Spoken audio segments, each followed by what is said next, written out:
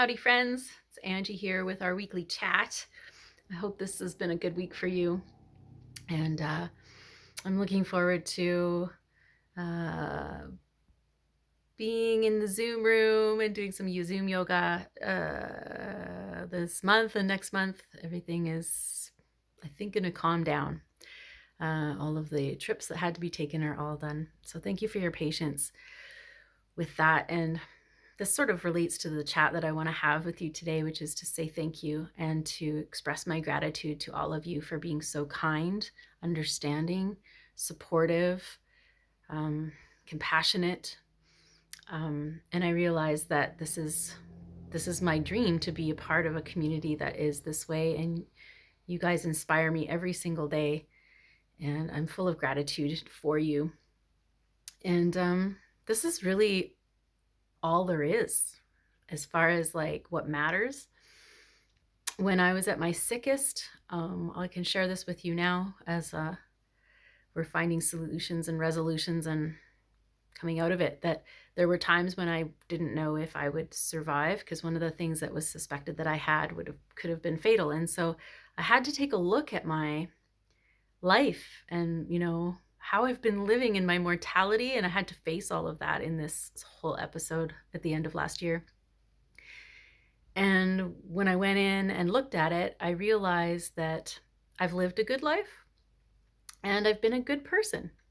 And what that means is, in situations, I always tried to do the right thing, the ethical thing, and help people and be kind and do my best to just do the right thing whenever I possibly could.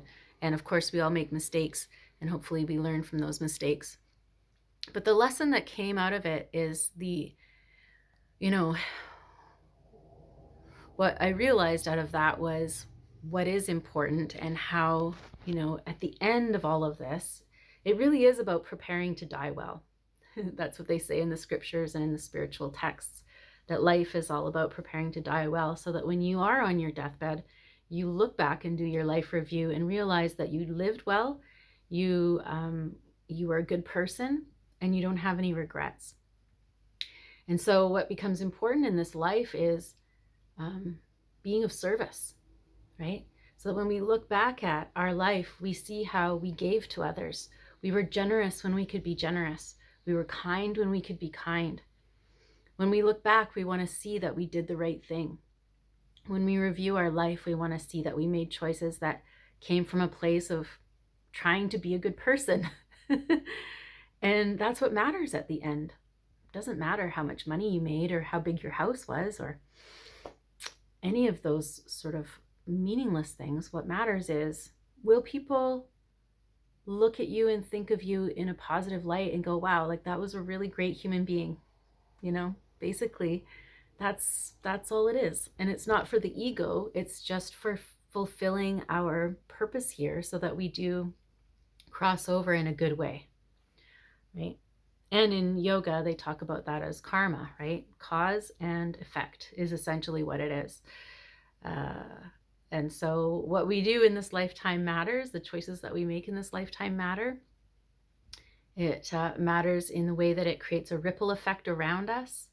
Your kindness, your compassion, your support over the course of the last few months of me has changed me and helped me. And we can do that for each other. And this is the beauty of this concept.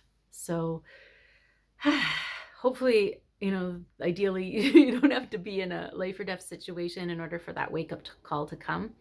But to recognize that if you're living a good life, if you're being thoughtful of others, if you're really honestly doing the best you can to be ethical, to do the right thing, then that's all there is. You're doing a great job. And in living well and preparing to die well as well. So yeah, let's just continue doing all of that we're already doing, and sharing the love and respect and understanding that we all have for one another, and just taking that out into the world.